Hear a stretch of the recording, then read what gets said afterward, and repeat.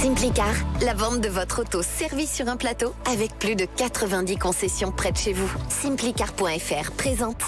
Sud Radio, Destin de femme, Judith Belair. Bienvenue à toutes et à tous dans Destin de femme sur Sud Radio, votre rendez-vous du samedi à 13h30, inspiré du livre au même titre de Valérie Pérez. Il s'agit ici, vous le savez, de raconter un féminisme qui nous lie tous au lieu de nous cliver. Le féminisme doit être autrement. Vous êtes beaucoup à réagir et à partager cette création. Et de nouveaux courants, on peut le dire, ça fait plaisir. Aujourd'hui, vous êtes avec Amel Kefif, qui est directrice générale de l'association Elle Bouge et qui fait découvrir notamment aux collégiennes, lycéennes, étudiantes les métiers en manque de talents féminins. Alors c'est dans les secteurs industriels, technologiques ou scientifiques. Amel Kefif, vous êtes aussi membre du Women's Forum for the Economy and Society et puis membre consultatif du CPA, le Conseil présidentiel pour l'Afrique. Autant dire que vous tracez votre route avec conviction. Bienvenue sur Sud Radio. Bonjour Judith, merci. Bonjour. Sud Radio, Destin de femme, Judith Belair. Alors, les 5 questions que je pose à toutes les invitées de Destin de Femme, on va commencer par la première, Amel Kefif. Votre définition à vous du féminisme? Mais ma définition du féminisme, c'est une définition qui englobe les droits égaux pour les femmes et les hommes. Ouais. La définition simple, un homme vaut une femme vaut un homme, comme l'a voulu Olympe de Gouges lorsqu'elle a réécrit les droits de la femme à l'écriture des droits de l'homme. Bien sûr. Et c'est votre féminisme à vous aussi, c'est-à-dire que vous vous reconnaissez dans cette volonté d'égalité totale, sans discussion en fait, que le genre ne soit plus un sujet, c'est ça? Le genre ne devrait pas être un sujet dans les milieux économiques, sociaux. Il l'est pour des questions biologiques, évidemment, pour des questions pour des métiers plus durs peut-être aussi. Non plus, parce qu'aujourd'hui on est en 2024, donc c'est ce qu'on combat aujourd'hui et c'est ce qu'on montre avec l'association Elle Bouge, que les métiers peuvent être tous pratiqués par des femmes, quels qu'ils soient. Et pour d'autres métiers, quels qu'ils soient, pour des hommes, parce qu'il y a encore quelques temps, certains métiers ou sports étaient interdits aux hommes, comme le patinage artistique, par exemple, était interdit aux hommes. Voilà. Donc c'est plutôt un combat de pouvoir montrer, informer, parce qu'il y a évidemment malheureusement beaucoup de désinformation ou pas d'information du tout qui arrive dans les yeux des femmes et des hommes. Et du coup, les hommes, ils peuvent être féministes, selon vous? Ah oui, absolument, bien au contraire. Vous avez des exemples autour de vous? D'hommes féministes, nos relais par exemple au sein de l'association Elle Bouge, je vous en parlerai, mais évidemment on a des marraines. Elle Bouge, c'est une association qui fait la promotion des filières et carrières de techniciennes et d'ingénieurs dans les industries lourdes et tech. Donc l'objectif, c'est bien de féminiser, d'apporter de la mixité dans ces industries perçues comme masculines et pour ces métiers perçus comme masculins. Et ça passe par des hommes, ça forcément du coup aussi, qui vont prendre la parole et qui vont montrer aux femmes que c'est possible? Alors, si Elle Bouge a été créée, c'est parce que si les filles ne se lancent pas dans ces carrières et ces filières, qu'elles soient académiques ou professionnelles, c'est parce qu'on manque de rôle modèle. Donc on a voulu, depuis 20 ans, l'association a été créée en 2005 par Marie-Sophie Pavlak. On a voulu mettre en avant ces femmes de l'industrie, qu'elles viennent témoigner auprès des collégiennes, lycéennes et étudiantes et auprès des classes d'école primaire aussi, filles et garçons, pour déconstruire les stéréotypes autour de ces métiers et ces carrières. Marie-Sophie Pavlak, qui est présidente de l'association. Elle est fondatrice. Aujourd'hui, nous avons une nouvelle présidente. Elle a passé le relais à une femme de l'industrie, à une femme du secteur automobile, pour justement continuer cette stratégie d'émancipation de l'association. Et notre présidente est Valérie Brusseau. Valérie Brusseau, eh bien, on lui passe le bonjour. Alors, est-ce que les hommes peuvent être féministes? Je reviens sur mes questions du coup. Donc, Elle Bouge, c'est une association qui compte aujourd'hui 11 000 marraines. Donc, toutes ces femmes en France et à l'international qui font la promotion de leur métier. Et nous avons 2500 relais qui sont des hommes, ingénieurs, techniciens également, comme nos marraines, et qui font la promotion auprès des filles de leur métier, de leur carrière, de leur filière, et qui disent c'est pas normal de ne pas avoir de filles. Nous, quand on était en terminale, il y avait quasiment autant de filles que de garçons dans les filières scientifiques, si on s'en tient à ça, et arrivé en BTS, donc en filière technique, en école supérieure, en prépa sciences, il y avait quasiment plus de filles ou une pour... Par découragement aussi? Alors, il y a tout un tas. Il y a plein de facteurs. On imagine que déjà d'être exact. la seule femme entourée d'hommes, c'est pas facile. Et qu'ensuite, c'est des filières auxquelles il y a le sentiment d'imposture féminin qu'on connaît. Donc elles se disent mince, moi j'y arriverai pas, c'est ça. C'est pas fait pour moi. Il y a tout à fait ce facteur-là. C'est pas fait pour moi. Ce sentiment que je suis pas à ma place. Il y a des découragements. Ça peut être de la part du premier cercle, des prescripteurs d'orientation, des parents, des professeurs. On a sorti une étude la semaine dernière, Opinionway et Elle Bouge, et 82% des femmes qui ont été confrontées, qui ont été interrogées, ont dit être confrontées à des stéréotypes, à des obstacles durant leur carrière ou leur scolarité. Donc il faut déconstruire tous ces stéréotypes aussi, on imagine. Exactement. Alors justement, est-ce que puisque la question d'après c'est l'obstacle que vous avez pu remarquer, vous, à l'avancement du droit des femmes, est-ce que ça serait pas ça aussi justement cet obstacle, c'est-à-dire finalement qu'on peut déconstruire aussi des envies simplement à cause d'un genre? On peut décourager complètement, on peut anéantir même une carrière, une envie, un besoin, un rêve. Nous, chez Elle Bouge, notre rôle, c'est vraiment d'aller planter des graines dans la tête des filles, mais des profs aussi, parce qu'ils les accompagnent dans nos sorties, qui sont des visites d'entreprise, des visites de salons professionnels, et nos marraines également et relais qui vont dans les classes pour faire des témoignages. Et l'objectif, c'est même de montrer aux professeurs que c'est possible. Il y a un test qui a été fait à l'école, au lycée, et qui montre que les professeurs en classe de maths interrogeront beaucoup plus facilement les garçons que les filles, même si les filles lèvent le doigt et même si elles ont des meilleurs résultats que les garçons. Et même si le professeur est une femme? Ça, je ne sais pas. C'est une question à se poser. Ça, je ne sais pas, mais c'est une question à poser. Mais c'est une des recommandations à la suite de cette enquête qu'on a vraiment largement dispensée. On a fait toute une liste de recommandations et l'une d'elles est à l'attention de l'Éducation nationale, et qui est de faire des formations à la déconstruction des biais, des stéréotypes auprès des professeurs. Alors, une avancée, selon vous, qui fait que la condition des femmes va mieux, est en meilleure position, en tout cas qu'il y a quelque temps, selon vous? Si on regarde les chiffres du nombre de filles scolarisées, donc c'est sur une période très longue, l'éducation, le nombre de femmes qui travaillent, le nombre même d'hommes qui s'engagent auprès des femmes sur toutes les sphères, qu'elles soient artistiques, économiques.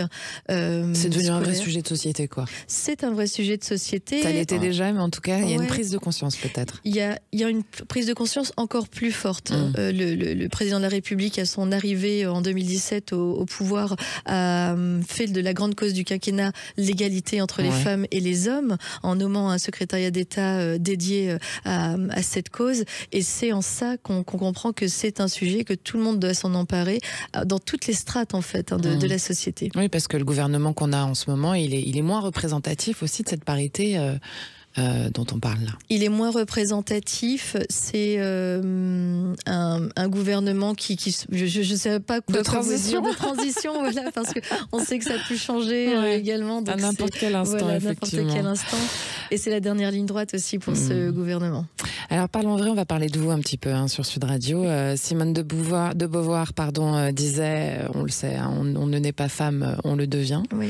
Est-ce qu'il y a un moment en particulier dont vous vous souvenez, où vous vous êtes sentie femme, vous, pour la première fois?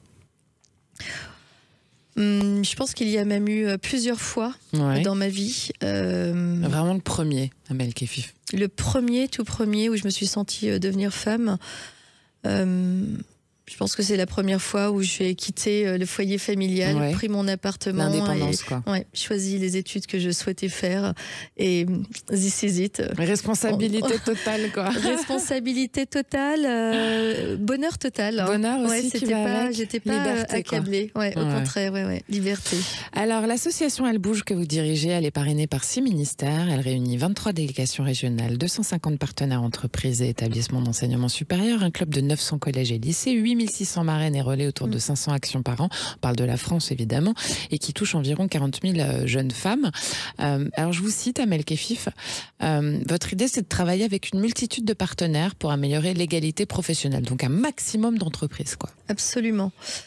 Quand Elle Bouge est née, ce sont 2 directeurs des ressources humaines de 2 industries automobiles et BTP qui sont allés voir la fondatrice, Marie-Sophie Pavlac, pour lui dire comment on fait pour attirer les filles. Donc naturellement, elle était à la direction des relations entreprises-écoles dans une école d'ingénieurs. Et donc l'idée, elle était d'aller chercher les femmes déjà présentes dans leur société pour leur demander de témoigner. Et quand Elle Bouge est née, l'idée était vraiment d'aller chercher l'industrie lourde, ensuite l'industrie tech. Et aujourd'hui, c'est tous les secteurs d'activité, même la banque, l'assurance, les services, pour toute la partie Women in Tech qui est invisible dans ces secteurs pourtant qui paraissent égales dans la tech, ça change quand même pas mal, non? Beaucoup avec l'essor des startups notamment et des jeunes femmes qui décident de développer notamment des applications et ce genre de choses. Peut-être que c'est un secteur un petit peu plus ouvert que l'industrie pour l'instant. Alors selon moi c'est le contraire. Selon moi c'est le contraire, sans vouloir vous contredire, au contraire, c'est ce qu'on voit. Non, l'industrie est très ouverte à accueillir des femmes et elle va les chercher. On a aujourd'hui en fait plus de 350 partenaires et on a une liste d'attente d'entreprises qui veulent s'engager, mais parce que la législation aussi oblige à la mixité vers la parité. Il y a des amendes qui vont tomber dans pas longtemps. Dans 2025 avec la loi Pénicaud, absolument. Et la tech, c'est encore un milieu très très ferme qui n'attire pas en fait. On le voit en classe, il y a parfois des classes sans filles du tout, mais certaines classes aussi en technique technologique également, mais dans la tech comme on l'entend, à cause de cette image du geek. Donc c'est ce qu'on vient dépoussiérer. Les filles peuvent être des geeks aussi. Les filles peuvent être des geeks aussi, mais la tech c'est très très large, c'est une multitude de métiers qu'on n'imagine pas, et la tech elle est dans les industries. L'industrie est là pour innover et là pour faciliter la vie même des usagers. Et c'est ici qu'on a envie de montrer aux filles ce qu'est le monde de la tech. Allez, restez avec nous sur Sud Radio pour Destin de Femmes. On est avec Amel Kefif, la directrice générale de l'association Elle Bouge et Elle se bouge. Mais vous restez avec nous. À tout de suite. Simplicar, la vente de votre auto servie sur un plateau avec plus de 90 concessions près de chez vous. Simplicar.fr présente. Sud Radio, Destin de Femmes, Judith Belair. Destin de Femmes sur Sud Radio, c'est l'émission qui vous propose une nouvelle voie vers un féminisme qui lie les genres au lieu de les cliver à travers les femmes qui s'engagent pour la République. Vous êtes en compagnie ce soir de Amel Kefif, qui est directrice générale de l'association Elle Bouge. Alors Elle Bouge fait découvrir aux étudiantes en général les métiers en manque en fait de talents féminins dans les secteurs industriels, technologiques ou scientifiques. Alors votre discours, il montre votre attachement, Amel Kefif, à un changement durable pour l'accès des femmes à ces métiers-là, justement, parce qu'il y a aussi un accès et un point notoire pour vous, c'est la transmission intergénérationnelle. Ça passe par là aussi. Exactement. La transmission intergénérationnelle, c'est vraiment un sujet qui m'est très cher. L'égalité économique aussi et l'émancipation économique des femmes. Les lois françaises et dans beaucoup de pays dans le monde ont œuvré pour arriver à cette égalité de droit. Donc c'est en ça qu'un gouvernement peut être féministe, c'est d'acquérir les mêmes droits pour les femmes par le vote, par l'obtention d'une carte bleue, par l'obtention d'un contrat de travail qui, il y a encore quelques années, absolument, était encore signé par nos maris, donc juste après la guerre. Donc c'est pas un droit qui est acquis depuis si longtemps que ça. Il y a encore des femmes qui vivent aujourd'hui en France et qui ont connu cette époque-là. Donc l'émancipation, elle est sur plusieurs fronts. Et c'est en ça que ma liberté acquise quand la première fois que je me suis sentie devenir femme, c'est ça, c'est d'avoir le choix sur tout et le droit sur absolument tout. Est-ce que vous avez une femme, vous, qui vous a inspiré en particulier, qui vous a donné envie de cette voie, qui vous l'a ouverte ? Une en particulier, non, plusieurs. Moi, je suis née à Châtellerault et c'est Édith Cresson qui était la mère et devenue première ministre à ce moment-là. La première et on n'en a pas eu beaucoup depuis. Effectivement, je vais dire la seule, mais on en a eu deux. Voilà, exactement, deux. Et à cette époque-là, j'avais compris que c'était un événement. J'étais petite et aujourd'hui, je me dis non, ça a été un exemple. En fait, c'est en ça que les graines sont plantées de manière inconsciente.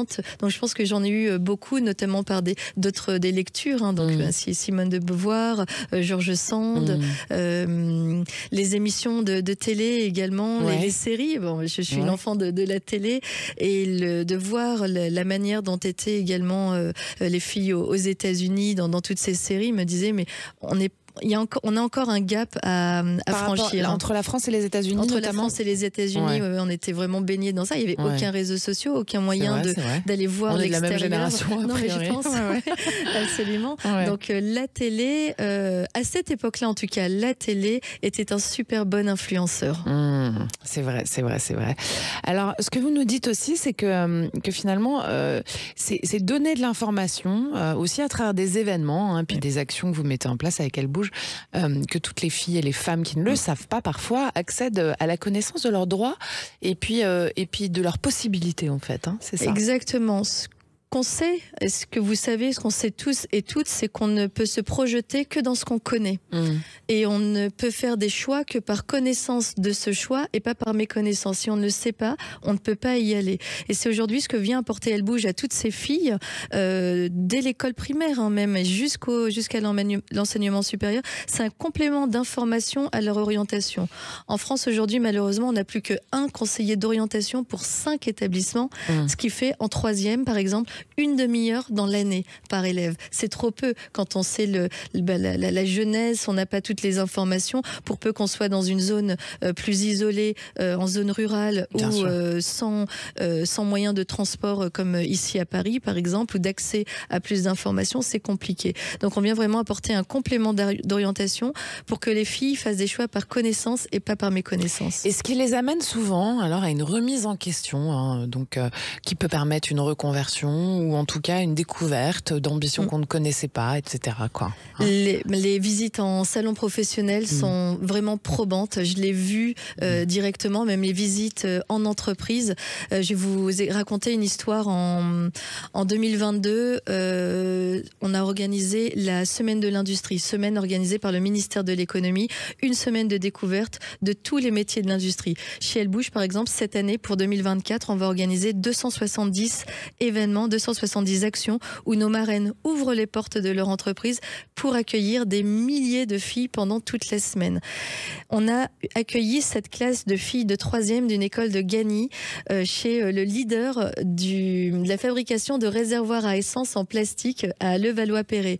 Donc quand leur prof, d'ailleurs c'était leur prof d'histoire et la documentaliste, tous les professeurs peuvent s'engager avec Elle Bouge et organiser des visites. Quand on leur a dit qu'elles allaient visiter ce type d'entreprise, le niveau de motivation était néant. C'était pas du tout glamour.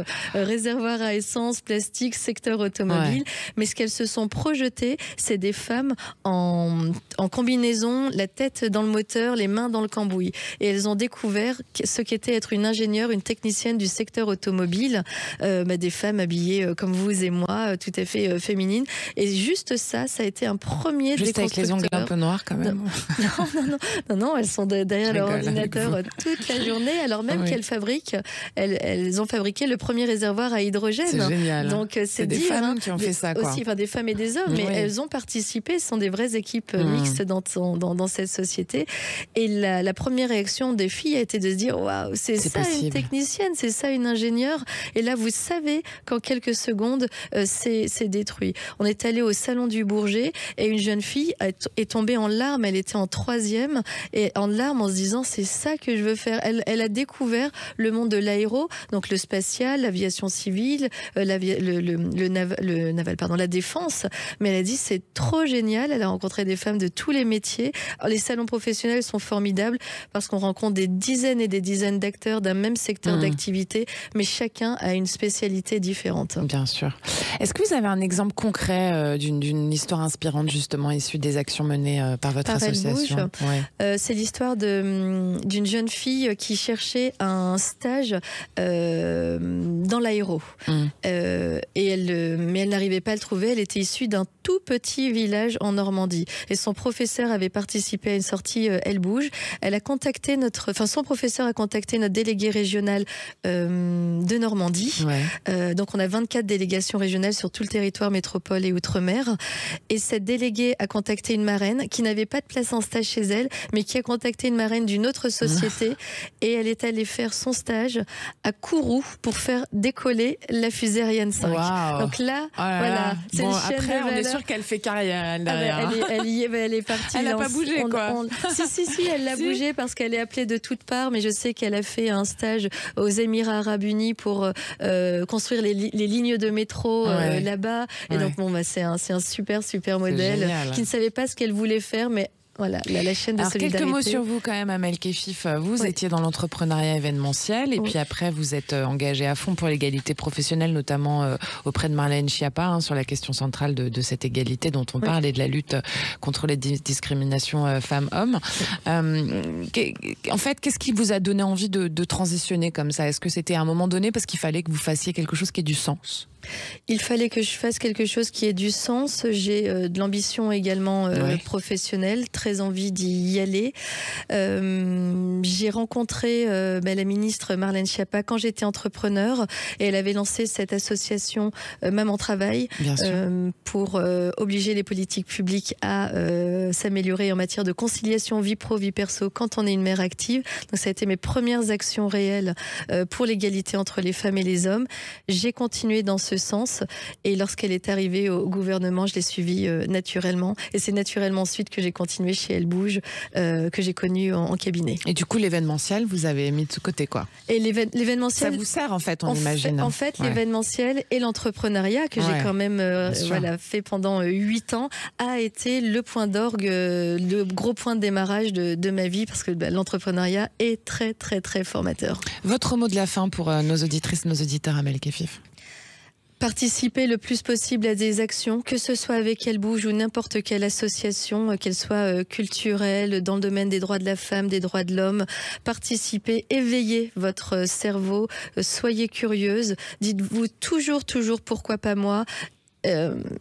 Éliminer de sa tête, j'y arriverai pas, ça n'existe pas, j'y arriverai, je sais pas quand, je sais pas comment, mais si j'en ai envie, j'y arriverai.